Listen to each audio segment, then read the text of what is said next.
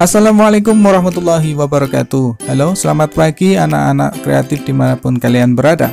Yuk, kali ini kita belajar tentang sistem pencernaan pada manusia. Makanan masuk ke dalam tubuh melalui organ-organ pencernaan makanan. Organ-organ pencernaan makanan meliputi mulut, kerongkongan, lambung, usus halus, usus besar, dan anus. Mari kita bahas satu persatu organ-organ pencernaan itu. Mulut. Dalam mulut berlangsung pencernaan secara mekanis dan kimiawi. Pencernaan mekanis menggunakan gigi dan lidah dengan cara dikunyah. Sedangkan pencernaan kimiawi dengan bantuan air ludah yang mengandung enzim petialin. Enzim petialin berfungsi untuk mencerna zat tepung atau amilum menjadi gula sederhana. Selanjutnya, makanan yang sudah dikunyah di dalam mulut akan ditelan dan menuju lambung melalui kerongkongan. Makanan dalam rongga mulut akan didorong masuk ke dalam kerongkongan. Selanjutnya, makanan didorong menuju lambung dengan gerakan peristaltik. Gerakan peristaltik adalah gerakan mendorong makanan karena kontraksi otot pada saluran pencernaan. Selain pada kerongkongan, gerakan peristaltik juga terjadi di lambung dan usus. Dalam lambung berlangsung pencernaan secara mekanis dan kimiawi. Pencernaan mekanis dengan mengaduk dan meremas makanan yang dilakukan oleh dinding-dinding lambung. Sedangkan pencernaan kimiawi dilakukan dengan bantuan getah lambung. Getah lambung dihasilkan oleh kelenjar-kelenjar pada dinding lambung. Getah lambung dapat mencerna makanan secara kimiawi karena mengandung zat-zat berikut. Yang pertama, getah lambung mengandung enzim pepsin, yaitu berfungsi untuk mengubah protein menjadi pepton. Yang kedua, getah lambung mengandung enzim renin, berfungsi untuk mengendapkan protein susu menjadi kasein. Dan yang ketiga, di lambung terdapat asam lambung, atau sering disebut asam klorida, berguna untuk membunuh kuman-kuman yang masuk bersama makanan dan mengubah sifat protein. Berikutnya, makanan dari lambung akan didorong menuju usus. Usus dibedakan menjadi usus halus dan usus besar.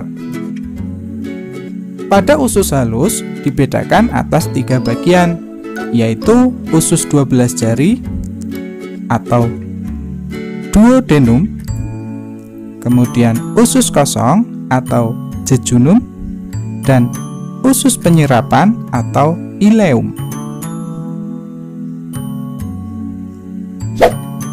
Fungsi usus 12 jari yang utama yaitu mencerna makanan secara kimiawi dengan bantuan enzim-enzim pencernaan yang sebagian berasal dari pankreas dan dibantu oleh cairan empedu.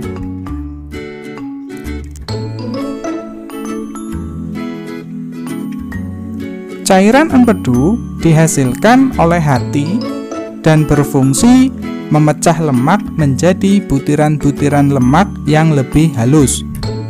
Sedangkan getah pankreas mengandung enzim-enzim sebagai berikut. Yang pertama, enzim amilase, berfungsi mengubah zat tepung menjadi gula. Yang kedua, enzim tripsin, berfungsi mengubah pepton menjadi molekul yang lebih kecil. Dan yang ketiga, enzim lipase, berfungsi mengubah lemak menjadi asam lemak dan gliserol. Dalam usus kosong masih berlangsung pencernaan secara kimiawi menggunakan beberapa enzim. Enzim erepsin berfungsi untuk menguraikan pepton menjadi asam amino. Sementara itu, enzim maltase, sukrase, dan laktase berfungsi untuk menguraikan karbohidrat. Selanjutnya, makanan masuk ke dalam usus penyerapan. Dalam usus penyerapan terdapat jonjot-jonjot usus. Dalam jonjot-jonjot usus terdapat kapiler darah dan pembuluh getah bening yang akan menyerap sari-sari makanan. Selanjutnya, sari-sari makanan tersebut akan diedarkan ke seluruh tubuh.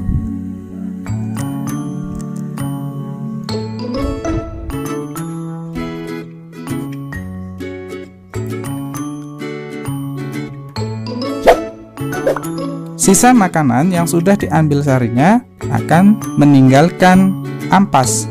Ampas tersebut akan didorong masuk ke usus besar. Dalam usus besar terjadi penyerapan air dan garam-garam mineral. Selanjutnya, sisa makanan tadi akan dibusukkan oleh bakteri Escherichia coli. Kemudian, bahan padat hasil pembusukan sisa makanan disebut feses. Feses dikeluarkan melalui anus.